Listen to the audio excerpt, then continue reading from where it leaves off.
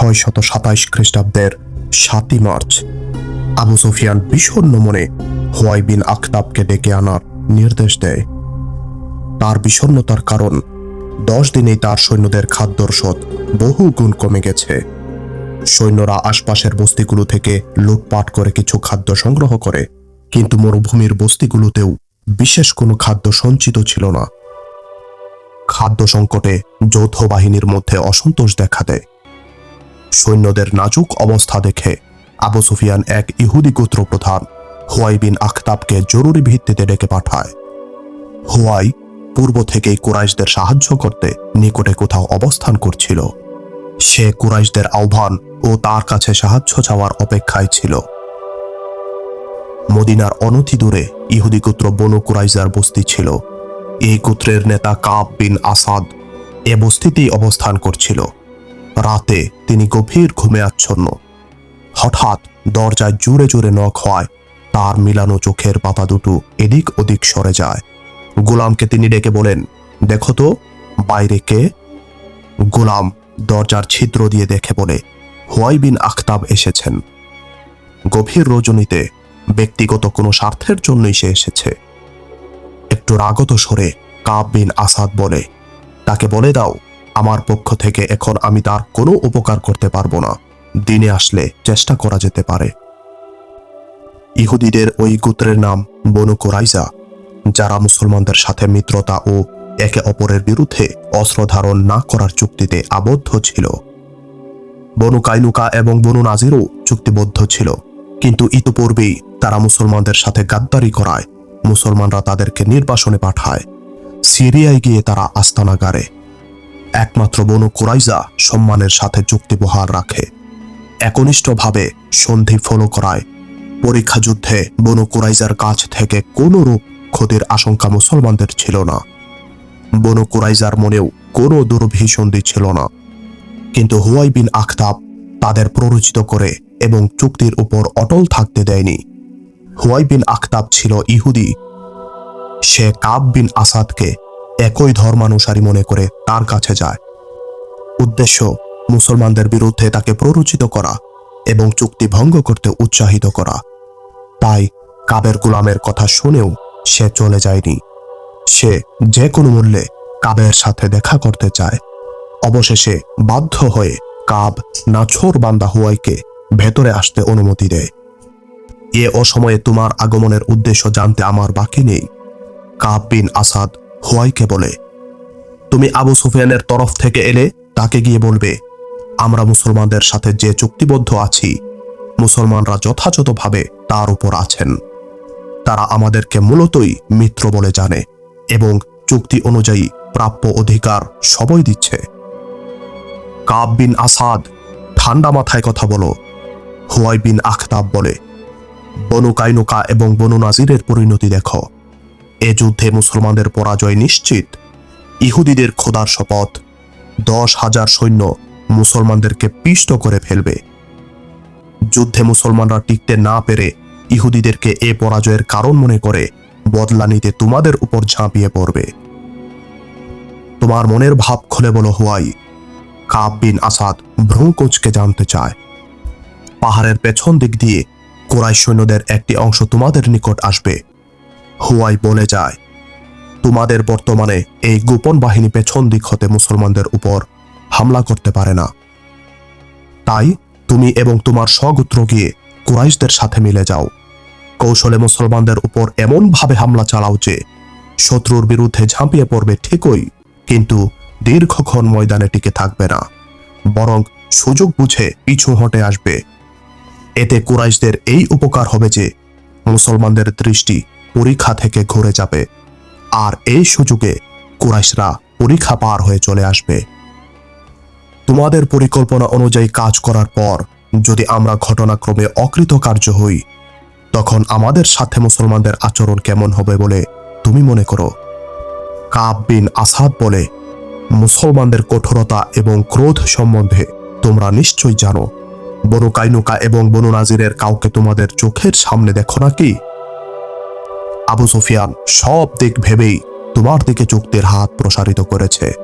Huawei বিন আখতাব বলে, সত্যই যদি মুসলমানদের ক্রোধ ও কঠোরতা তোমাদের উপর নেমে আসে, তাহলে কুরাইশদের একটি বাহিনী তোমাদের রক্ষার জন্য শাইখাইন সহ পার্শ্ববর্তী পাহাড়ে অবস্থান করবে। তারা গেরিলা আক্রমণে খুবই পারদর্শী। এই চৌকস বাহিনী ক্ষিপ্র গতিতে যখন তখন এখানে ওখানে আক্রমণ করে মুসলমানদেরকে এমন অস্থির করে রাখবে, তারা তোমাদের দিকে চোখ তুলে তাকাবারও সময় পাবে না। তুমি আমাকে এমন সংকটে ফেলেছ যা আমার পুরো গোত্রকে ধ্বংস করে দেবে। কাব বিন আসাদ বলে, তোমার গোত্র ধ্বংস হোক বা না হোক, কুরাইশরা এই চুক্তির পরিবর্তে এত মূল্য দিবে যা তোমরা কল্পনাও করনি। হুয়াই বলে, অথবা সহযোগিতার মূল্য তুমি নিজেই বলো। যা বলবে, যা চাইবে তাই পাবে। এছাড়া তোমার গোত্র পাবে পূর্ণ নিরাপত্তা। মুসলমানরা অল্প দিনের মধ্যেই নিশ্চিহ্ন হয়ে যাবে। তাদের সাথে সখ্যতা করো যারা জীবিত থাকবে এবং যাদের হাতে থাকবে অপ্রতিরোধ্য ক্ষমতা ও শক্তি। কাব বিন আসাদ সৎ থাকলেও ধর্মীয়ভাবে সে ছিল ইহুদি ধর্মীয়। স্বর্ণরৌপ্য এবং মণিমাণিক্যের টুপে সে শেষ পর্যন্ত হুয়াই বিন আখতাবের সাথে হাত মিলায়। কাব বিন আসাদ বলে, কোনো কুরাইশ সৈন্য আমাদের এলাকায় আসার দরকার নেই। আমার লোকেরাই মুসলমানদের উপর গেরিলা হামলা করবে। রাতের আধারেই এ পরিকল্পিত হামলা হবে, যাতে মুসলমানরা মোটেও টের না পায় যে গেরিলারা বনু কুরাইজা। আর হুয়াই কাব মুচকি হেসে বলে, তুমি নিজেই দেখেছ আমি এখানে একাকী পড়ে থাকি। এভাবেই আমার রাত একাকী কেটে যায়। আজকের রাতটি একাকী কাটাও। হুয়াই বলে, কাল থেকে আর নিঃসঙ্গ রাত কাটাতে হবে না। আমি 10 দিন সময় চাই। কাব বলে, আমার গোত্রকে তৈরি করতে হবে। এভাবেই হুয়াই বিন আখতাবের প্রচেষ্টার ফলে কুরাইশ এবং বনু কুরাইজার মধ্যে সহযোগিতার চুক্তি হয়। হযরত সাদ বিন আতিক ছিলেন একজন সাধারণ মানুষ। মদিনায় তার তেমন কোনো প্রভাব ছিল না। খঞ্জর এবং তলোয়ার শান দেওয়াই ছিল তার পেশা। তার কণ্ঠ ছিল খুবই আকর্ষণীয়। রাতে কোনো অনুষ্ঠানে সে গান গাইলে মানুষ ঘরে বসে থাকতে পারত না, বাইরে এসে বাতাসে কান পেতে থাকত। কখনো তিনি শহরের বাইরে গিয়ে নিরিবিলি গান গাইতেন। রাসূল সাল্লাল্লাহু আলাইহি ওয়াসাল্লাম মদিনায় হিজরতের পর তিনি ইসলাম গ্রহণ করেন। এক রাতে তিনি শহরের বাইরে কোথাও আকর্ষণীয় কণ্ঠে গান গাইতে শুরু করেন। তার সুরের মূর্ছনায় অভিভূত হয়ে এক রূপসী যুবতী তাঁর সামনে এমন ভাবে এসে দাঁড়ায় যেন কোনো জান্নাতি হুর আসমান থেকে মাটির পৃথিবীতে নেমে এসেছে। ভয়ে সাদ রাদিয়াল্লাহু আনহু এর কণ্ঠ বন্ধ হয়ে আসে। থেমে যায় তার সুরের লহর। যে মায়াবিনী কণ্ঠ আমাকে ঘর থেকে টেনে এখানে এনেছে, তা থেকে আমাকে বঞ্চিত করো না। মেয়েটি আবেদনের ভঙ্গিতে বলে, আমাকে দেখার কারণে যদি গান গাওয়া বন্ধ করে থাকো, তাহলে আমি তোমার দৃষ্টির আড়ালে চলে যাচ্ছি। তোমার গানকে হত্যা করো না। তোমার কণ্ঠে বিরহ ঝরে পড়ছে, যেন কারো বিচ্ছেদে তুমি এই গান গাইছ। সাদ রাদিয়াল্লাহু আনহু বলেন, তুমি কে? তুমি পরী কিনা? সত্য বলো। একথা শুনে জল তরঙ্গের ন্যায় মেয়েটির হাসি আকাশ বাতাস মুখরিত করে তোলে। মরুভূমির নিষ্কলঙ্ক পূর্ণিমা তার যুগল নয়ন হীরার মতো চমকাতে থাকে। মেয়েটি তাকে জানায়, আমি বনু কুরাইজার এক ইহুদি মেয়ে, আর আমি একজন মুসলমান। সাদ রাদিয়াল্লাহু আনহু বলেন, মাঝখানে ধর্মকে টেনে এনো না। ইহুদি কন্যা বলে, সঙ্গীতের কোনো ধর্ম নেই। আমি তোমার জন্য নয়, তোমার কণ্ঠে অভিভূত হয়ে এসেছি। হযরত সাদ রাদিয়াল্লাহু আনহু মেয়েটির রূপে বিমুগ্ধ, আর ইহুদি মেয়েটি তার কণ্ঠে মোহিত হয়। সুরের জাদু মেয়েটিকে এমন বন্ধনে আবদ্ধ করে যে মৃত্যু যে বন্ধন মুক্ত করতে পারে না। এ রজনীর পরেও তারা পরস্পরে প্রেমালাপে মিলিত হয়, একে অপরের মাঝে বন্দী হয়ে যায়। একদিন ইহুদি মেয়েটি তাকে জানায়, হযরত সাদ রাদিয়াল্লাহু আনহু চাইলে সে তার নিকট চলে আসবে এবং ইসলাম গ্রহণ করবে।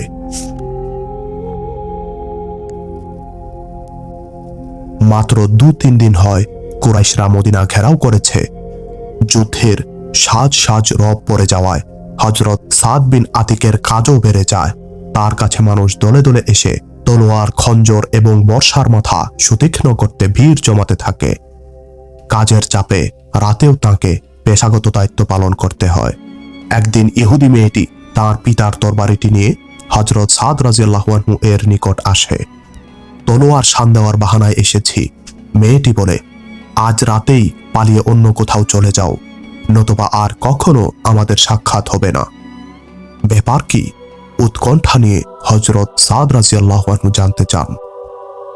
গত পরশু রাতে পিতা আমাকে বলে, গোত্রপ্রধান কাব বিন সাদ আমাকে চায়। ইহুদি কন্যা বলে। পিতা হুয়াই বিন আখতাবেরও কথা বলে। আমি কাবের বাসায় যাই। সেখানে হুয়াই বিন আখতাব ছাড়াও আরো দুজন ছিল। তাদের আলোচনা হতে যতদূর বুঝলাম, তাতে মনে হলো মুসলমানদের অন্তিম মুহূর্ত চলে এসেছে। কাব বিন আসাদ, হুয়াই বিন আখতাব এবং কুরাইশদের মাঝে এই কন্যার উপস্থিতিতেই চুক্তি সম্পন্ন হয় এবং পিছন দিক থেকে মুসলমানদের উপর আক্রমণের চূড়ান্ত সিদ্ধান্ত গৃহীত হয়। ইহুদি কন্যা রাতটি কাবের কাছে কাটিয়ে সকালে সে স্বগৃহে ফিরে আসে। মুসলমানদের ব্যাপারে মেয়েটির কোনো আগ্রহই ছিল না। তার ভালোবাসা ছিল শুধু সাদকে নিয়ে।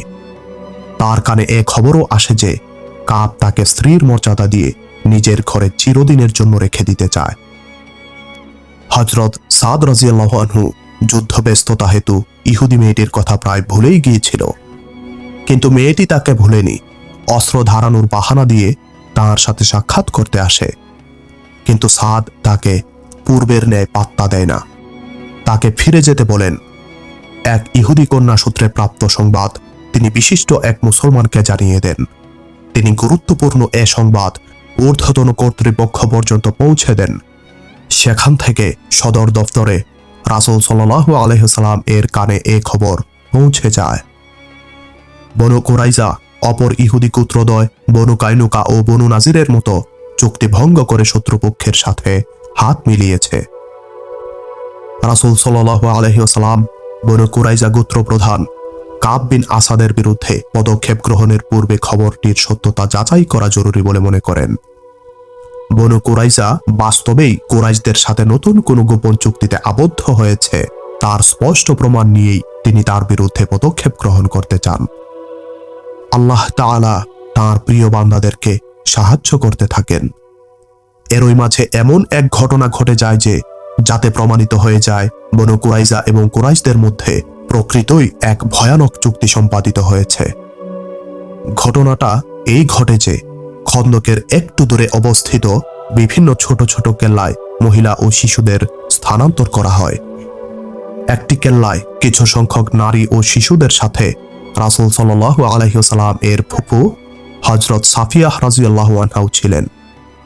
একদিন তিনি কেল্লার ছাদের উপর পায়চারি করতে করতে কি যেন মনে করে হঠাৎ নিচের দিকে তাকাতেই প্রাচীরের সাথে সেঁটে থাকা এক ব্যক্তির প্রতি তার দৃষ্টি পড়ে। তার চলার গতি ছিল সন্দেহপূর্ণ। একটু থেমে আবার কিছু দূর চলতে চলতে সে কেল্লার প্রাচীর পরীক্ষা নিরীক্ষা করছিল। হযরত সাফিয়াহ রাদিয়াল্লাহু আনহা অলক্ষ্যে তার গতিবিধি পর্যবেক্ষণ করতে থাকেন। পরক্ষণেই তার কাছে স্পষ্ট হয়ে যায় যে আগন্তুক কেল্লার ভেতরে প্রবেশের কোনো বিকল্প পথ কিংবা উপায় বের করা যায় কিনা তাই যাচাই করে দেখছে। হযরত সাফিয়াহ রাদিয়াল্লাহু আনহা এর প্রবল সন্দেহ হওয়ার কারণ হলো তিনি জানতেন যে শহরের সমস্ত পুরুষ পরীক্ষা নিকটবর্তী ঘাঁটিতে অবস্থান করছে কিংবা যুদ্ধ বিষয়ক কোনো কাজে ব্যস্ত। সন্দেহভাজন ব্যক্তি যদি নিজেদের লোক হতো এবং বিশেষ কোনো প্রয়োজনে আসতো, তাহলে গোপন কোনো বিকল্প পথ না খুঁজে মেইন গেটে নক করত। পুরো কেল্লায় শিশু ও নারীদের সাথে মাত্র একজন পুরুষ ছিলেন, আরব খ্যাত কবি হাসান বিন সাবেত রাদিয়াল্লাহু আনহু। হযরত সাফিয়াহ রাদিয়াল্লাহু আনহা ঘটনার গুরুত্ব অনুধাবন করে এখনই এর প্রতিবিধান করার জন্য হযরত হাসান রাদিয়াল্লাহু আনহু এর কাছে ছুটে যান এবং তাকে বলেন, নিচে এক সন্দেহভাজন প্রাচীরের গা ঘেঁষে ঘেঁষে চলছে। আমার সন্দেহ লোকটি ইহুদি। হযরত সাফিয়া রাদিয়াল্লাহু আনহা হযরত হাসান রাদিয়াল্লাহু আনহুকে বলেন, হাসান, তুমি জানো যে বনু কুরাইজা মৈত্রী চুক্তি ভঙ্গ করেছে। এ ব্যক্তিকে ইহুদিদের গুপ্তচর বলে মনে হচ্ছে। বনু কুরাইজা পেছন থেকে আমাদের উপর হামলা করতে চায়, যাতে পরীক্ষার নিকটে অবস্থানরত পুরুষদের দৃষ্টি পরীক্ষা হতে সরে যায় এবং তারা আমাদেরকে রক্ষা করতে পিছু হটে আসে। পুরুষদেরকে পরীক্ষা হতে দূরে সরানোর এই পরিকল্পনা তখনই কার্যকর হতে পারে যখন তারা নারী ও শিশু দ্বারা ভরপুর এই কেল্লায় হামলা করবে। দ্রুত নিচে যাও হাসান, আল্লাহ তোমাকে হেফাজত করবেন। সন্দেহভাজনের গতিরোধ করো। সে যদি প্রকৃতই ইহুদি হয়ে থাকে তাহলে তাকে সেখানেই হত্যা করবে। মনে রেখো, তার হাতে বর্শা আছে, আলখেল্লার অভ্যন্তরে লুকানো তরবারিও থাকতে পারে। কবি হাসান রাদিয়াল্লাহু আনহু বলেন, সম্মানিত ভদ্র মহিলা, আপনার কি জানা নেই যে আমি একজন কবি?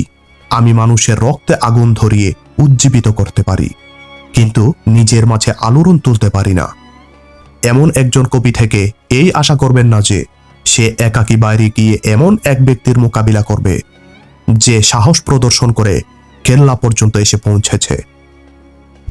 ঐতিহাসিক ইবনে হিশাম এবং ইবনে কুতাইবা রাদিয়াল্লাহু আনহু লিখেন, আরবের এই বিখ্যাত কবির জবাব শুনে হযরত সাফিয়াহ রাদিয়াল্লাহু আনহা ক্রুদ্ধ দৃষ্টিতে তাঁর দিকে তাকান এবং এত উত্তেজিত হয়ে ওঠেন যে নিজেই ওই সন্দেহভাজনকে পাকড়াও কিংবা হত্যা করতে তৎক্ষণাৎ বের হয়ে পড়েন। তার এটা ভাবারও ফুসরত ছিল না যে তিনি এক সশস্ত্র পুরুষের মোকাবিলা করতে যাচ্ছেন। তিনি যাবার সময় তিনি কোনো রকম একটি লাঠি হাতে পেয়ে শত্রুর উদ্দেশ্যে ছুটে যান। পথ আবিষ্কার করতে সচেষ্ট সন্দেহভাজনকে আত্মগোপন কিংবা পলায়নের কোনো সুযোগ না দিয়ে সন্দেহভাজনের অবস্থান চিহ্নিত করে সরাসরি তার সম্মুখে গিয়ে দাঁড়ান। কে তুমি? হযরত সাফিয়াহ রাদিয়াল্লাহু আনহা রূঢ় কণ্ঠে জিজ্ঞাসা করেন। সন্দেহভাজন চমকে উঠে পিছনে তাকান। অসৎ উদ্দেশ্যে না এসে থাকলে তার আচার আচরণ অন্যরকম হতো। সে চোখের পলকে বর্ষা উঁচু করে নিক্ষেপের প্রস্তুতি নেয়। ইতিমধ্যে সন্দেহভাজনের চেহারার উপর হযরত সাফিয়া রাদিয়াল্লাহু আনহা এর চোখ পড়লে তার আর বিন্দুমাত্র সন্দেহ রইল না যে লোকটি একজন ইহুদি এবং সে বনু কুরাইজার লোকই হবে। এবং সন্দেহভাজনও এরই মধ্যে নিশ্চিত হয়ে যায় যে আগন্তুক যেহেতু নারী এবং তার হাতে একটি সাধারণ লাঠি মাত্র, তাই সে তার বিশেষ কোনো অনিষ্ট করতে পারবে না। তোর উপর আল্লাহর লানত পড়ুক, হযরত সাফিয়া রাদিয়াল্লাহু আনহা উত্তেজিত কণ্ঠে বলেন, তুই বনু কুরাইজার গুপ্তচর না? ইহুদি গুপ্তচর বলে, হ্যাঁ, আমি বনু কুরাইজার লোক, মুহাম্মদের ফুফু। এখান থেকে চলে যাও বলছি। তুমি কি আমার হাতে নিহত হতে চাও? তবে তুমি জীবন নিয়ে ফিরে যাবার আশা করো না। হযরত সাফিয়া রাদিয়াল্লাহু আনহা তার পরিচয় পেয়ে বলেন। ঐতিহাসিকগণ লিখেন, ইহুদিদের এই আচরণের খবর রাসূল সাল্লাল্লাহু আলাইহি ওয়াসাল্লাম জানতে পেরে তিনি অত্যন্ত মর্মাহত হন। শহরের খাদ্য সংকট চরম আকার ধারণ করে। প্রত্যেক ব্যক্তি তার মৌলিক চাহিদার 1/4 আহার পায়। তীব্র খাদ্য সংকটে পড়ে রাসূল সাল্লাল্লাহু আলাইহি ওয়াসাল্লাম আল্লাহর দরবারে দ্রুত সাহায্য কামনা করেন, সাথে সমস্যা সমাধানের জন্য কার্যকরী বিকল্প কোনো উপায় বের করার চেষ্টা করেন। এদিকে খন্দকের উভয় পাড় ছিল তীব্র উত্তেজনাপূর্ণ। তখনকার অস্থিরতা ও চরম উত্তেজনার কথা খালিদের মনে ছিল। তিনি খন্দকের পাড় বেয়ে বারবার অশ্বেচরে প্রদক্ষিণ করছিলেন। কোন স্থান দিয়ে খন্দক পার হওয়া যায় কিনা এই ছিল তার মূল পরিকল্পনা। তিনি ছিলেন রণাঙ্গনের বীর সৈনিক। যুদ্ধ না করে ফিরে যাওয়া তিনি নিজের জন্য অপমানজনক মনে করতেন। কিন্তু বর্তমান অবস্থায় সম্মুখে যুদ্ধের কোনো সুযোগ ছিল না। এখানে এই প্রক্রিয়ায় যুদ্ধ চলেছে। খন্দকের যে জায়গায় মুসলমানরা শিবির স্থাপন করে অবস্থান করছিল, উল্লেখযোগ্য সংখ্যক কুরাইশ সৈন্য তার কাছে গিয়ে মুসলমানদের উপর তীর বৃষ্টি বর্ষণ করত। মুসলমানরা তীরের জবাব তীর দ্বারাই দিত। কুরাইশ কোনো সৈন্য অপর স্থানে টহলরত সৈন্যের উপর তীর ছুঁড়লে সাথে সাথে একদল মুসলিম সৈন্য তার সাহায্যে চলে আসতেন। মুসলমানদের পক্ষ হতে রাতে খন্দকের টহলরত সৈন্যের সংখ্যা দ্বিগুণ করা হতো। কুরাইশদের সকল পরিকল্পনা ব্যর্থ হওয়ায় তারা পরীক্ষা হতে পিছু হটে ক্যাম্পে গিয়ে অবস্থান নিত। মদিনায় খাদ্য সংকট দুর্ভিক্ষে রূপ নেওয়ার বিষয়টি রাসূল সাল্লাল্লাহু আলাইহি ওয়াসাল্লামের যেমনি জানা ছিল, তেমনি তার নিকট এ তথ্যও ছিল যে কুরাইশ সৈন্যদের অধিকাংশই অভুক্ত, এক প্রকার না খেয়েই তাদের দিন কাটছে। এটা এমন এক নাজুক পরিস্থিতি যা মানুষকে পরস্পরের শর্ত মেনে নেওয়া এবং চুক্তি মেনে সমঝোতায় পৌঁছাতে বাধ্য করে। ইতিহাস যে ব্যক্তির নাম লিখেননি, যাকে রাসূল সাল্লাল্লাহু আলাইহি ওয়াসাল্লাম গোপনভাবে কুরাইশ মিত্র গাতফানের সেনাপ্রধান আইনিয়া এর নিকট এই উদ্দেশ্যে প্রেরণ করেন যে সে তাকে কুরাইশদের বন্ধুত্ব ত্যাগ করতে অনুপ্রাণিত করবে। তাকে মুসলমানদের সাথে ঐক্যবদ্ধ হওয়ার প্রস্তাব দেওয়া হয়নি। রাসূল সাল্লাল্লাহু আলাইহি ওয়াসাল্লাম এর উদ্দেশ্য শুধু এতটুকুই ছিল যে প্রস্তাবে সাড়া দিয়ে গাতফান ও আইনিয়া সৈন্য প্রত্যাহার করে নিলে বহুজাতিক বাহিনী 2000 সৈন্য হারাবে। এ আশাও ছিল যে গাতফানের অনুকরণ করে অন্যান্য গোত্রও কুরাইশদের বিদায় জানাবে এবং বহুজাতিক বাহিনী হতে বেরিয়ে যাবে। মুহাম্মদকে আমাদের কেবল মৌখিক চুক্তিতে আবদ্ধ হতে আহ্বান জানাচ্ছে। সেনাপতি আইনিয়া রাসূল সাল্লাল্লাহু আলাইহি ওয়াসাল্লাম এর দূতের নিকট জানতে চান, এ পর্যন্ত আমাদের যে অর্থ সম্পদ ব্যয় হয়েছে তা কে বহন করবে? রাসূল সাল্লাল্লাহু আলাইহি ওয়াসাল্লামের দূত বলেন, আমরা বহন করব। নবী করিম সাল্লাল্লাহু আলাইহি ওয়াসাল্লাম বলেছেন, তোমরা তোমাদের গোত্র নিয়ে এলাকায় ফিরে গেলে এবছর মদিনায় যত খেজুর হবে তার 1/3 তোমরা পাবে। তোমরা নিজেরাই মদিনায় এসে খেজুর বাগানগুলো সচক্ষে দেখে যাবে এবং চুক্তিবদ্ধ খেজুর নিজেরাই সংগ্রহ করে নিয়ে যাবে।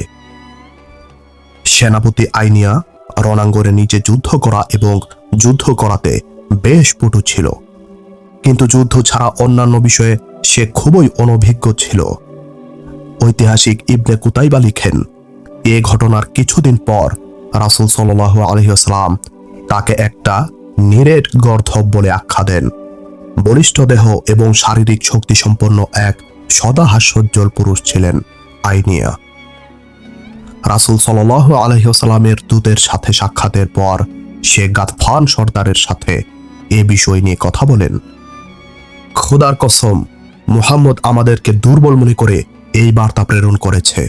গাতফান বলেন, মুহাম্মদের দূতের কাছে জিজ্ঞেস করো, মদিনায় যারা আছে তারা কি প্রায় না খেয়ে দিন কাটাচ্ছে না? আমরা তাদেরকে এভাবেই ক্ষুধার্ত রেখে তিলে তিলে মারব। ক্ষুধার তাড়নায় আমাদের সৈন্যদের দুর্বল অবস্থার কথা কি আপনি জানেন না? সেনাপতি আইনিয়া বলে, মদিনাবাসী ক্ষুধার্ত থাকলেও নিজ নিজ বাড়িতে অবস্থান করছে, আর আমরা এলাকা ত্যাগ করে মরুভূমিতে পড়ে আছি। সৈন্যদের হতাশা ও উদ্বেগ আপনি লক্ষ্য করেননি? আপনি কি এটাও লক্ষ্য করেননি যে আমাদের ধনুক থেকে বেরিয়ে যাওয়া বাণ এখন আর ততটুকু দূরে যায় না? তীরন্দাজদের উদর পূর্তি থাকলে যতটুকু দূরে যেত, ধীরে ধীরে তাদের বাহুগুলো দুর্বল ও নিস্তেজ হয়ে আসছে। মুহাম্মদের প্রস্তাবের জবাব কি তুমি দিবে? গাতফান উত্তেজিত কণ্ঠে জানতে চায়, নাকি গোত্রপ্রধান হিসেবে এ ব্যাপারে আমি চূড়ান্ত সিদ্ধান্ত নিব? সেনাপতি আইনিয়া বলে, খোদার শপথ, রণাঙ্গনের জন্য আমি যে সিদ্ধান্ত গ্রহণ করতে পারবো আপনি তা পারবেন না। অপরদিকে লড়াই ছাড়া অন্য যে বিষয়ে সিদ্ধান্ত নিতে আপনি সক্ষম তা আমার দ্বারা কখনো সম্ভব নয়। আমার জ্ঞান তরবারি পর্যন্তই সীমাবদ্ধ।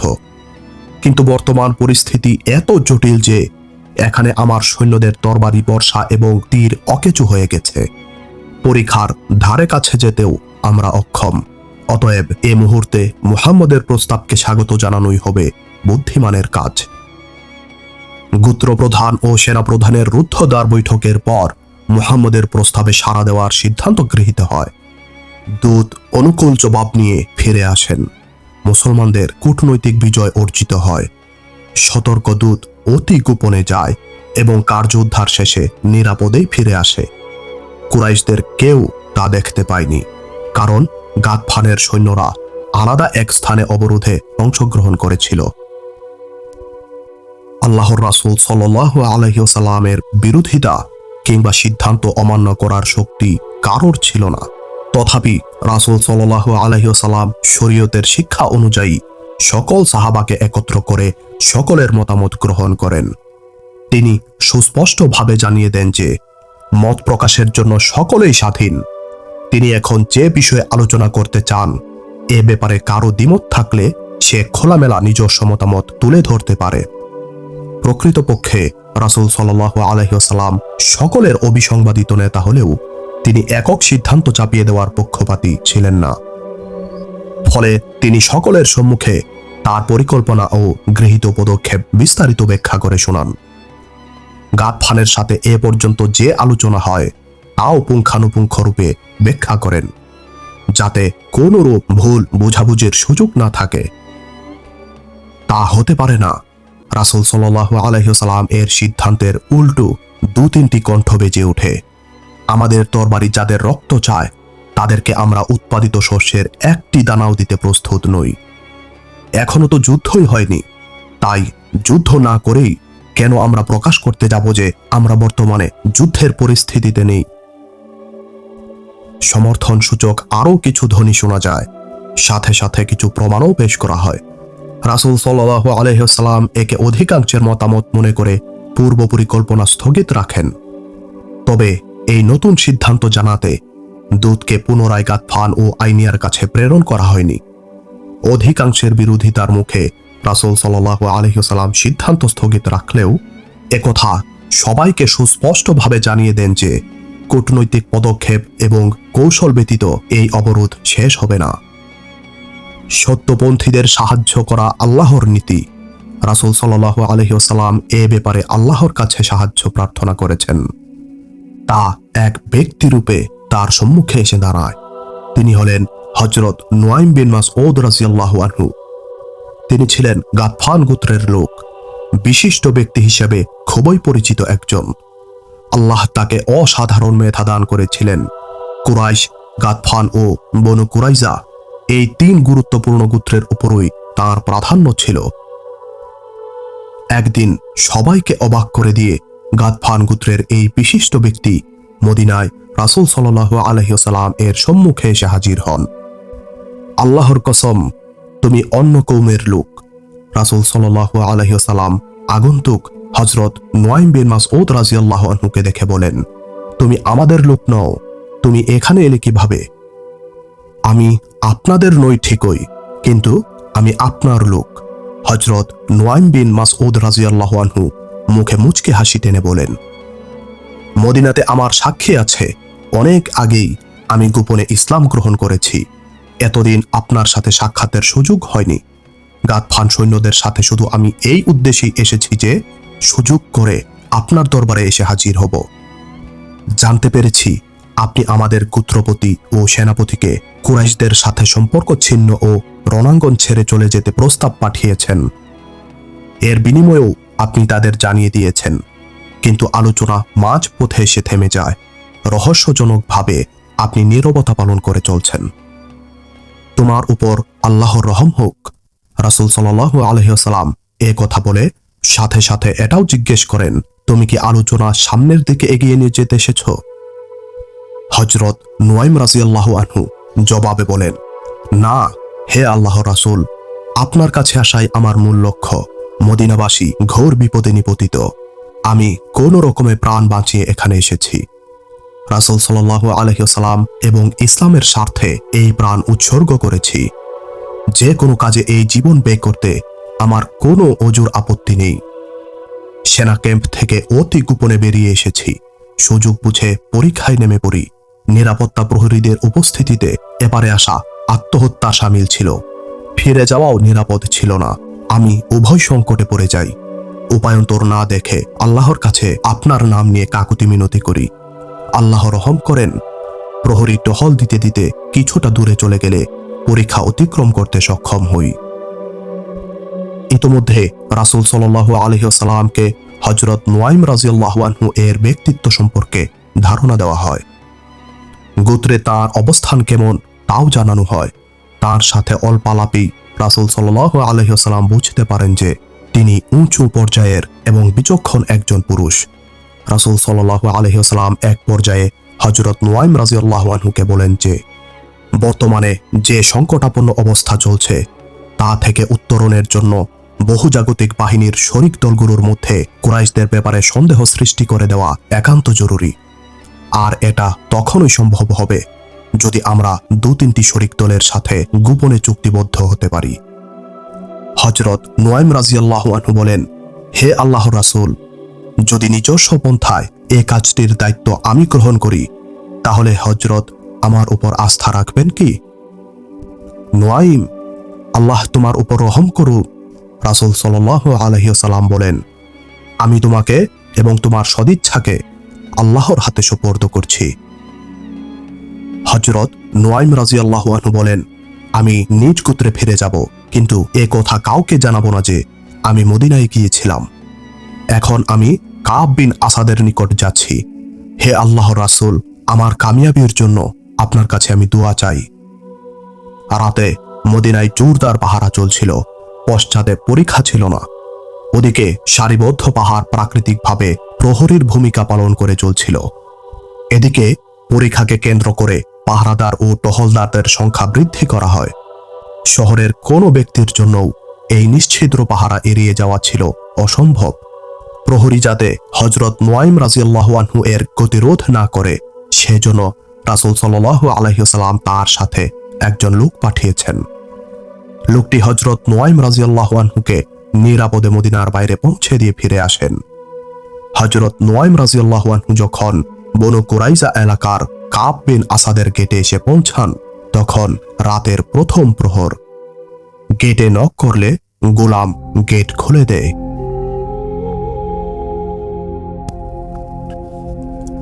হযরত নুয়াইম রাদিয়াল্লাহু আনহু জিজ্ঞেস করেন, তুমি কি আমাকে চেনো কাব? নুয়াইম বিন মাসউদকে কে না চেনে? কাব বিছানা থেকে উঠতে উঠতে বলে, আমি যতদূর জানি গাতফান গোত্র তোমার মতো নেতা পেয়ে সত্যিই গর্বিত। বলো নুয়াইম, এই নিশীথ রাতে আমি তোমার কি কাজে আসতে পারি? আমি 10 দিনের সময় চেয়েছি, কেবল 6 দিন হয়েছে। মুসলমানদের উপর গেরিলা আক্রমণ করতে আমার লোক সম্পূর্ণ প্রস্তুত। তুমি কি এ ব্যাপারটি নিশ্চিত হতে এসেছ? হযরত নুয়াইম রাদিয়াল্লাহু আনহু বলেন, এ জাতীয় বিষয়ে আলোচনা করতে আমি এসেছি। কাব, তুমি একজন আস্ত গাধা। কোন ভরসায় তুমি কুরাইশদের সাথে চুক্তিবদ্ধ হয়েছ? এ প্রশ্ন তুলো না যে তোমার প্রতি কেন আমার এই সহমর্মিতা। আমি মুসলমানদের হিতাকাঙ্ক্ষী নই। তুমি তো ভালো করেই জানো আমি একজন নিরপেক্ষ এবং জনদরদী। আমার হৃদয় তোমার গোত্রীয় নারী, কন্যা, বধূ এবং বোনদের ভবিষ্যৎ চিন্তায় ব্যথিত, যারা তোমার আত্মঘাতী চুক্তির কারণে 2 দিন পরেই মুসলমানদের দাসীবাদীতে পরিণত হবে। এই চুক্তির মাধ্যমে তুমি নিজেদের নিরাপত্তা ও মর্যাদা ভুলুণ্ঠিত করেছ। মুসলমানরা আক্রমণ করলে কুরাইশরা তোমাদের সাথে চুক্তিবদ্ধ, কিন্তু তার জন্য নিরাপত্তার গ্যারান্টিতে তাদের থেকে কি নিয়েছ? তাহলে কি কুরাইশদের পরাজয় নিশ্চিত? কাব বিন আসাদ ভ্রু কুঁচকে জিজ্ঞেস করে। তারা তো যুদ্ধে পরাজয় বরণ করে বসে আছে। হযরত নুয়াইম রাদিয়াল্লাহু আনহু বলেন, পরীক্ষা তাদেরকে শহরে আক্রমণ করার সুযোগ দেবে বলে মনে করো? ক্ষুধা তৃষ্ণা কুরাইশ সৈন্যদেরকে ভীষণ উদ্বিগ্ন করে তুলেছে। আমার গোত্র ক্ষুধায় অস্থির। আমি চাই না যে আগামীকাল তুমি এই বলে আমার গোত্রের বদনাম করবে যে গাতফান তোমাদেরকে মুসলমানদের করুণার উপর ছেড়ে চলে গেছে। আমি চাই যেন এমনটি না হোক যে ওদিকে যখন বাধ্য হয়ে আমরা এবং কুরাইশরা অবরোধ তুলে চলে যাব এবং তুমি এদিকে মুসলমানদের উপর হামলা করে নিজেকে তাদের দুশমন হিসেবে পরিচিত করবে। বনু কাইনুকা এবং বনু নাজিরের পরিণতি অবশ্যই তোমার স্মরণ আছে। চুক্তিভঙ্গের দরুন মুসলমানরা তাদেরকে কেমন শাস্তি দিয়েছে তাও তোমার অজানা নয়। হযরত নুয়াইম রাদিয়াল্লাহু আনহু এর যুক্তিপূর্ণ কথায় কাব বিন আসাদ একদম চুপসে যায়। তৎক্ষণাৎ সে কিছুই বলতে পারল না।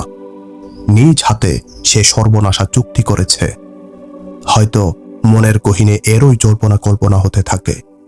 চিন্তার কালো মেঘ ছেয়ে যায় তার চেহারায়, ভবিষ্যৎ চিন্তায় নীরব হয়ে যায় সে। আমি জানি কুরাইশদের থেকে তুমি এর বিনিময়ে কত লাভ করেছ। হযরত নুয়াইম রাদিয়াল্লাহু আনহু বলেন, কিন্তু কথা হলো এ সকল ধন সম্পদ এবং সুন্দরী নারী যা কুরাইশ ও হুয়াই বিন আখতাব তোমাকে সরবরাহ করেছে, তার মালিক অবশেষে মুসলমানরাই হবে। শুধু তাই নয়, মৈত্রী চুক্তি ভঙ্গের অপরাধে তোমাদের মাথা ধর থেকে বিচ্ছিন্ন হয়ে যাবে। তবে কি কুরাইশদের সাথে কৃত চুক্তি প্রত্যাহার করব? কাব উদ্বেগের সাথে জানতে চায়। এখনোই চুক্তি প্রত্যাহার করার প্রয়োজন নেই। হযরত নুয়াইম রাদিয়াল্লাহু আনহু কৃত্রিম বিজ্ঞতা ভাব ফুটিয়ে বলেন, এতে তারা ক্ষুব্ধ হতে পারে, তবে নিরাপত্তার জামানত অবশ্যই নেওয়া চাই। আরবের রীতি অনুযায়ী কুরাইশদের গিয়ে বলো, তোমাদের উচ্চপদস্থ কিছু লোক যেন জামিন হিসেবে দেয়। যদি তারা দাবি অনুযায়ী সম্মানিত ও নেতৃস্থানীয় লোক জামানত হিসেবে রাখে, তাহলে বুঝবে তারা চুক্তির ব্যাপারে ন্যায়নিষ্ঠ ও আন্তরিক। কাব বিন আসাদ বলে, হ্যাঁ নুয়াইম, আমি জামিন হিসাবে তাদের লোক চাইব। হযরত নুয়াইম রাদিয়াল্লাহু আনহু কাব বিন আসাদের নিকট থেকে সফল মিশন শেষ করে রাতের আঁধার ভেদ করে পাহাড় অভিমুখে এগিয়ে যাচ্ছেন। কয়েক মাইল দূরে অবস্থিত কুরাইশদের তাঁবুই এখন তার প্রধান লক্ষ্য। সোজা রাস্তার নিকটবর্তী হলেও প্রতিমধ্যে ছিল পরীক্ষা। তিনি দূরের রাস্তা দিয়ে অনেক ঘুরে চলতে থাকেন। তিনি গত রাত থেকে বিরামহীন চলছেন, কিন্তু গোপনে চলায় এবং সাধারণ রাস্তা পরিহার করে চলায় দ্বিগুণ সময় ব্যয় হয়। হযরত নুয়াইম রাদিয়াল্লাহু আনহু যখন আবু সুফিয়ানের নিকট পৌঁছে, তখন আরেকটি রজনী শুরু হয়ে যায়। দীর্ঘ পথ পরিক্রমায় তার সমস্ত শরীর তীব্র ব্যথায় টনটন করছিল এবং প্রবল তৃষ্ণায় জিহ্বাও শুকিয়ে কাঠ হয়ে গিয়েছিল। তিনি এক নিঃশ্বাসে ঢক ঢক করে বহু পানি পান করার পরেই তবে তিনি কথা বলার উপযোগী হন। আবু সুফিয়ান হযরত নুয়াইম রাদিয়াল্লাহু আনহু এর বিচক্ষণতা ও বুদ্ধিমত্তা দ্বারা প্রভাবিত ছিল। তোমার অবস্থাই বলে দিচ্ছে তুমি স্বগোত্রীয় সৈন্যদের নিকট থেকে আসনি। আবু সুফিয়ান হযরত নুয়াইম রাদিয়াল্লাহু আনহুকে জিজ্ঞেস করেন, তুমি কোথা থেকে আসলে? বহু দূর থেকে। হযরত নুয়াইম রাদিয়াল্লাহু আনহু দীর্ঘশ্বাস ছেড়ে বলেন, একটি গুপ্তচর দলের সাথে সাক্ষাৎ করে আসছি। তোমরা বনু কুরাইজার সাথে চুক্তিবদ্ধ হয়েছ ঠিকই, কিন্তু একথা ভুলে গেলে চলবে না যে আমাদের সাথে তাদের সম্পর্ক শুধু এই স্বার্থে যে তারা আমাদের দ্বারা ইসলামকে নিশ্চিহ্ন করতে চায়। বনু কুরাইজার দুই বন্ধুর সাথে আমার সাক্ষাৎ হয়েছে। ভাগ্যক্রমে মদিনার এক পুরাতন বন্ধুর সাথেও আমার সাক্ষাৎ হয়ে যায়। তাদের কাছ থেকে যে তথ্য আমি পেয়েছি তাতে স্পষ্ট যে কাব বিন আসাদ মুহাম্মদের সঙ্গ ত্যাগ করেনি, উপরন্তু সে মুসলমানদের খুশি করতে এক নতুন ফন্দিও এঁটেছে। তোমরা তাকে মদিনা আক্রমণ করার অনুরোধ করেছ, কিন্তু সে কুরাইশ নেতৃস্থানীয় লোকদেরকে জামিন হিসেবে পেতে চায়, যাদেরকে সে মুসলমানদের হাতে তুলে দিবে, আর মুসলমানরা তাদেরকে ঠান্ডা মাথায় কতল করবে। এরপর ইহুদিরা ঘোষণা দিয়ে মুসলমানদের সাথে ঐক্যবদ্ধ হয়ে সম্মিলিত শক্তি নিয়ে আমাদের উপর হামলা চালাবে। আমি তোমাদেরকে এই মর্মে সাবধান করতে এসেছি, যেন ইহুদিদের কথা শুনে জামিন স্বরূপ একজন লোকও না পাঠাও। আবু সুফিয়ান উত্তেজিত কণ্ঠে বলে, খোদার কসম নুয়াইম, তোমার তথ্য সত্য প্রমাণিত হলে বনু কুরাইজার বস্তি সম্পূর্ণ উচ্ছেদ করে দেব। কাব বিন আসাদের লাশ আমার ঘোড়ার পেছনে বেঁধে ছেঁচড়িয়ে ছেঁচড়িয়ে মক্কায় নিয়ে যাব। কোন দিবা স্বপ্নে সে আমাদেরকে ধোঁকা দেওয়ার দুঃসাহস করল? মদ এবং নারী কে তাকে দিয়েছে? আবু সুফিয়ান অবাক হয়ে জানতে চায়, হতভাগা কাবের কি এতটুকু বোধ শক্তি নেই যে আমি তার সাথে যে চুক্তি করেছি এতে তার জাতি ও ধর্মের নিরাপত্তা নিহিত? যদি মুহাম্মদের ধর্ম বর্তমান গতিতে ছড়াতে থাকে তাহলে ইহুদিবাদ খতম হতে বাধ্য। হযরত নুয়াইম রাদিয়াল্লাহু আনহু মুখে গাম্ভীর্য টেনে বলেন, ইহুদিদেরকে তোমরা এখনো চেনোনি। দুশমনদের কাছেও তারা তাদের দুশমনী প্রকাশ হতে দেয় না। হুয়াই বিন আখতাবও একজন ইহুদি। সেই তোমাদের পক্ষ থেকে কাবকে মদের সুরাহি এবং 2 রূপসী যুবতী সরবরাহ করেছে। আমি যখন কাবের সাথে দেখা করতে যাই তখন সে সম্পূর্ণ মাতাল এবং তার 2 পাশে 2 নারী বিবস্ত্র অবস্থায় ছিল। সে নেশার ঘরে আমাকে বলে সে নাকি কুরাইশদেরকে আঙ্গুলের মাথায় নিয়ে নাচাচ্ছে। আবু সুফিয়ান তরবারির বাটে হাত রেখে বলে, নুয়াইম, আমি মদিনা থেকে অবরোধ তুলে নিয়ে বনু কুরাইজার মূলোৎপাটন করব। তার এত বড় সাহস কিভাবে হলো যে সে কুরাইশ নেতৃস্থানীয় ব্যক্তিবর্গকে জামিন হিসেবে পেতে চায়? আবু সুফিয়ান দৃঢ়তার সাথে বলে, আমি সিদ্ধান্ত নিয়ে ফেলেছি। মদিনাবাসী সম্পর্কে কোনো তথ্য আমাকে দিতে পারো? তারা কোন অবস্থায় দিন অতিবাহিত করছে? তুমি কি আমাকে বলতে পারো আর কতদিন তাদের পক্ষে ক্ষুধা তৃষ্ণার যাতনা সহ্য করা সম্ভব? আবু সুফিয়ানের দুর্বল পয়েন্টে আঘাত হানার উপযুক্ত সময় হাতে পেয়ে যায় হযরত নুয়াইম রাদিয়াল্লাহু আনহু। আমি সত্যিই হতবাক আবু সুফিয়ান। হযরত নুয়াইম রাদিয়াল্লাহু আনহু কপালে কৃত্রিম ভাঁজ সৃষ্টি করে বলেন, দীর্ঘ অবরোধ সত্ত্বেও মদিনাবাসী হাস্যোজ্জ্বল ও প্রাণবন্ত। তাদের মধ্যে ক্ষুধার কোনো নিদর্শন নেই। খাদ্যের স্বল্পতা অবশ্যই আছে, তবে মদিনাবাসীর প্রেরণা ও জজবা এত তীব্র যে এটা কোনো ব্যাপারই নয় এবং খাদ্যের আদৌ কোনো প্রয়োজন নেই তাদের। এর অর্থ এই দাঁড়ায় যে আমাদের অবরোধ তাদের মধ্যে কোনো বিরূপ প্রতিক্রিয়ার সৃষ্টি করেনি। আবু সুফিয়ান হতাশার সুরে বলে, একদম না। হযরত নুয়াইম রাদিয়াল্লাহু আনহু হতাশার পরিধি বৃদ্ধি করতে আরো সংযোগ করে বলে, অবরোধের ফলে তাদের উপরন্তু এই লাভ হয়েছে যে তাদের প্রত্যেকেই এখন জজবা ও প্রেরণায় সমৃদ্ধ এবং ভরপুর। অথচ আমাদের ইহুদি গুপ্তচরদের রিপোর্ট হলো মদিনার খাদ্যশস্য প্রায় নিঃশেষের পথে। আবু সুফিয়ান হালকা উদ্বেগের সাথে বলে, তারা মিথ্যা তথ্য দিচ্ছে। হযরত নুয়াইম রাদিয়াল্লাহু আনহু তাকে আরো উদ্বেগের মধ্যে ঠেলে দিয়ে বলেন, আমি আবারও সতর্ক করছি যে ইহুদিদের উপর বিশ্বাস করা মোটেও ঠিক হবে না।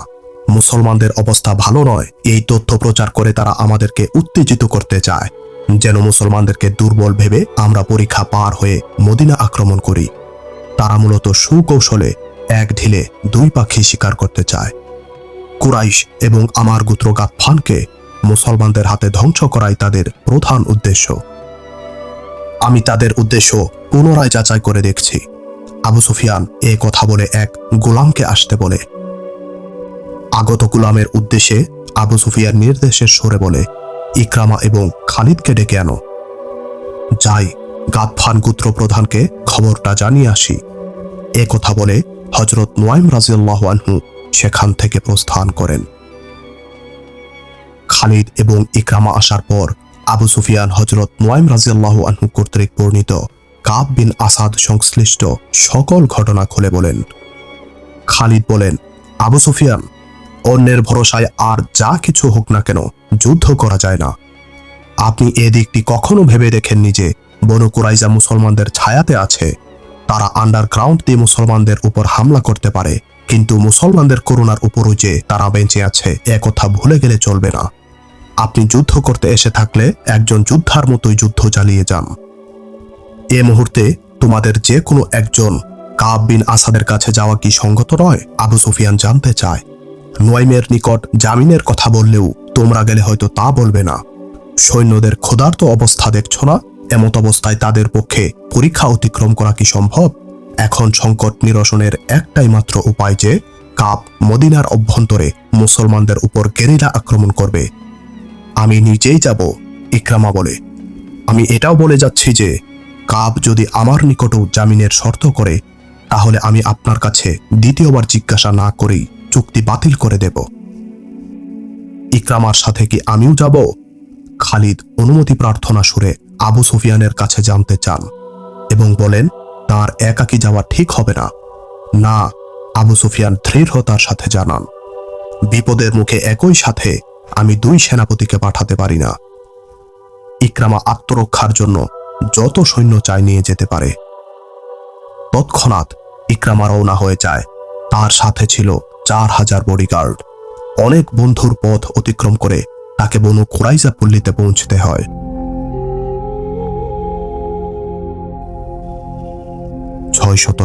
খ্রিস্টাব্দের 14ই মার্চ জুম্মাবার অনেক কষ্টে পাহাড়ের পর পাহাড় মারিয়ে ইকরামা কাব বিন আসাদের বাড়িতে পৌঁছে। ইকরামাকে দেখেই কাব তার আগমনের কারণ বুঝতে পারে। এসো ইকরামা, কাব বিন আসাদ বলে, তোমার আগমনের কারণ আমি জানি। কষ্ট করে তোমার আসার প্রয়োজন ছিল না। আমি তো 10 দিনের সময় চেয়ে নিয়েছি। কাব এক গোলামকে ডাক দেয়। গোলাম এলে তাকে মদ এবং মদের ভাণ্ড আনতে বলে। আগে আমার কথা শোনো কাব, ইকরামা সিদ্ধান্ত জানানোর ভাষায় বলে। আমি মদ পান করতে আসিনি। অতি সত্বর আমাকে ফিরে যেতে হবে। অবরোধ দীর্ঘায়িত করা আর আমাদের পক্ষে সম্ভব হচ্ছে না।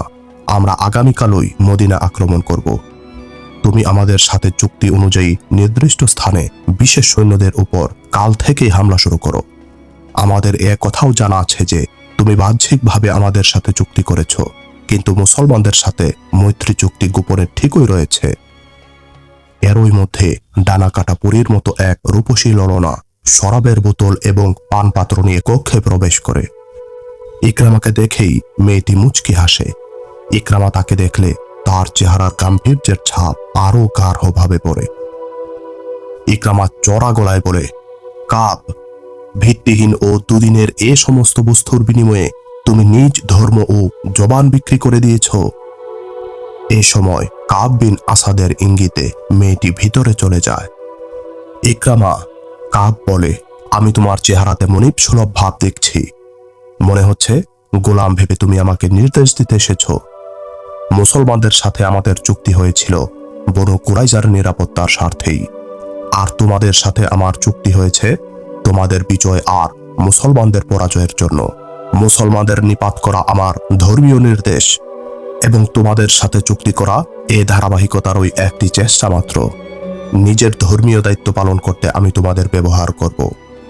হুয়াই বিন আখতাবকে আমি পরিষ্কার জানিয়ে দিয়েছি গাতফান এবং কুরাইশরা যেন বনু কুরাইজার নিরাপত্তা সুনিশ্চিত করে, যাতে এমন পরিস্থিতি না হয় যে তোমরা ব্যর্থ হয়ে চলে যাবে আর মুসলমানরা আমাদের থেকে প্রতিশোধ গ্রহণ করবে। হযরত নুয়াইম রাদিয়াল্লাহু আনহু দুপক্ষের মধ্যে যে অগ্নিস্ফুলিঙ্গ ছড়িয়ে দেন তা ইকরামার হৃদয়ে দাও দাও করে জ্বলে ওঠে। হযরত নুয়াইম রাদিয়াল্লাহু আনহু কর্তৃক আবু সুফিয়ানের মাধ্যমে আগেই ইকরামাকে জানিয়ে দেওয়া হয়েছিল যে কাব জামানত পেতে মরিয়া হয়ে উঠেছে। তাই কাবের মুখ থেকে জামানত শব্দ বের হওয়া মাত্রই ইকরামা ক্ষিপ্ত হয়ে ওঠে। তুমি কি আমাদের বিশ্বাস করো না? ইকরামা গর্জে উঠে বলে, তুমি কি মনে করো যে আমরা হয়তো ভুলে গেছি যে মুহাম্মদ আমাদের এবং তোমাদের দুশমন? কাব বলে, আসলে তুমি যেটা বলছো তা আমার কথা নয়, তবে একথা অবশ্যই সত্য যে আমাদের সম্মিলিত দুশমনকে যতটুকু আমরা জানি তোমরা ততটুকু জানো না। আমি মেনে নিতে বাধ্য যে আল্লাহ মুহাম্মদকে যে অসাধারণ মেধা দান করেছেন তা আমাদের কারুর নেই। আমার স্পষ্ট কথা, আমি জামানত চাই। বলো, কোন ধরনের জামানত তোমার চাই? ইকরামা রাগত কণ্ঠে জিজ্ঞেস করে। কুরাইশ এবং গাতফান গোত্রের কয়েকজন নেতা আমাদের এখানে পাঠিয়ে দাও। কাব জামানতের ব্যাখ্যা দিয়ে বলে, ইকরামা, এটা তো নতুন কোনো কথা নয়, এটা তো পূর্ব নিয়ম। এ রীতি এবং শর্ত সম্পর্কে তোমরা ভালো করেই জানো। আমি জামানতের জন্য দাবিকৃত লোকের সংখ্যা বলিনি, সংখ্যা নির্ণয় করা তোমাদের উপরই রইল। তোমরা ভালো করেই জানো যে চুক্তির বিপরীত কোনো কিছু করলে আমরা তোমাদের এ নেতৃস্থানীয় লোকদেরকে হত্যা করে ফেলব। ইকরামা উত্তেজনা মিশ্রিত কণ্ঠে বলে, তাদেরকে তোমরা হত্যা করবে না, তুমি তাদেরকে মুসলমানের হাতে তুলে দেবে। ইকরামা, এ কি বলছো তুমি? কাব গভীর উৎকণ্ঠা আর বিস্ময় নিয়ে বলে, তুমি আমাকে এতই হীন ভেবেছ যে প্রতারণা করে আমি তোমাদের নেতৃস্থানীয় লোকদেরকে মুসলমানদের হাতে হত্যা করাবো? আমার উপর পূর্ণ আস্থা রাখতে পারো ইকরামা। ইহুদিদের উপর আস্থা রাখা আর সাপের উপর আস্থা রাখা একই কথা, ইকরামা চাপা ক্ষোভের সাথে বলে। নিজেকে এত বিশ্বস্ত মনে করলে কালই মদিনার ওই ছোট কেল্লায় হামলা করে দেখাও, যেখানে মুসলমানদের মহিলা ও শিশুরা অবস্থান করছে। কাল কপালে চোখ তুলে বিস্ময় ভরা কণ্ঠে বলে, কাল সাপ্তাহিক নির্দিষ্ট দিন। এটি ইহুদিদের নিকট অত্যন্ত পবিত্র দিন। ইবাদত করা ছাড়া দ্বিতীয় কোনো কাজ আমরা এই দিনে করি না।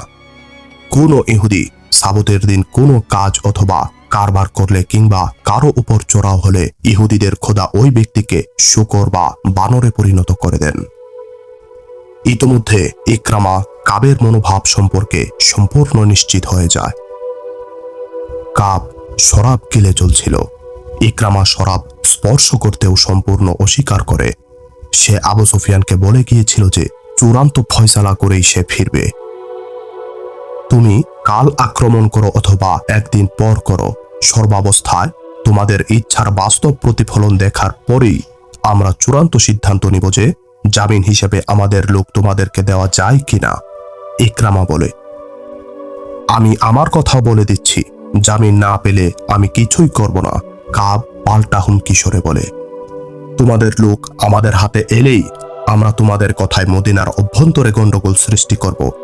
তোমরা দেখবে মুহাম্মদের পিঠে কিভাবে একটার পর একটা ছুরিবিদ্ধ হয়। ইকরামা বসা থেকে উঠে দাঁড়ায় এবং রাগত স্বরে বলে, তোমার মনে দুর্বিসন্ধি আছে, তা না হলে তুমি বলতে আমার কোনো জামানতের দরকার নেই। এসো সবাই মিলে মদিনাতেই মুসলমানদের কবর রচনা করি। কারো নির্দেশই যদি আমাকে মেনে চলতে হয়, তাহলে মুহাম্মদের নির্দেশ মেনে চলাকেই আমি আমার জন্য ভালো মনে করি। কাব ইকরামার রাগকে আমলে না এনে পাল্টা ঘোষণা করে বলে, মুসলমানদের সাথেই আমাদের চলাফেরা। তারা আমাদের নিরাপত্তা দিতে যতটুকু সক্ষম, তোমাদের পক্ষে তা দেওয়া সম্ভব নয়। ঐতিহাসিক ইবনে হিশাম এবং ইবনে সাদ লিখেন, হযরত নুয়াইম রাদিয়াল্লাহু আনহু এর নিক্ষিপ্ত তীর অভীষ্ট লক্ষ্যে গিয়ে আঘাত হানে, আর এসবই ছিল তার কার্যকর প্রতিক্রিয়া। ইকরামা রাগান্বিতভাবেই কাবের ঘর থেকে বের হয়। এভাবে কাবের ঘরের ভিতরেই ওই চুক্তির মৃত্যু ঘটে। ইহুদিবাদী ও কুরাইশদের মধ্যে চুক্তির বাস্তব রূপ পেলে মুসলমানদের কোমর ভেঙে যেত। ইহুদিদের গুপ্ত হামলা যে অবস্থার সৃষ্টি করত, তা সামাল দেওয়া মুসলমানদের পক্ষে সম্ভব ছিল কিনা তা আল্লাহই ভালো জানেন। কূটনৈতিকভাবে তারা এ মহাবিপর্যয় এড়াতে সক্ষম হয়। প্রিয় ভাই আমার, এই চ্যানেলটি একটি দ্বীনি শিক্ষার চ্যানেল। বিভিন্ন হাদিস, সাহাবীদের জীবনী ইত্যাদি প্রচারের জন্য এই চ্যানেলটি কাজ করে থাকে। অনুগ্রহপূর্বক লাইক, কমেন্ট ও শেয়ার করে এই দ্বীনি কাজে শরিক হন এবং চ্যানেলটি সবার কাছে ছড়িয়ে দিতে সাহায্য করুন। এবং প্রতিনিয়ত এই ধরনের তথ্য জানতে আমাদের চ্যানেলটি সাবস্ক্রাইব করে আমাদের পাশেই থাকুন। ধন্যবাদ। আসসালামু আলাইকুম ওয়া রাহমাতুল্লাহি ওয়া বারাকাতুহু।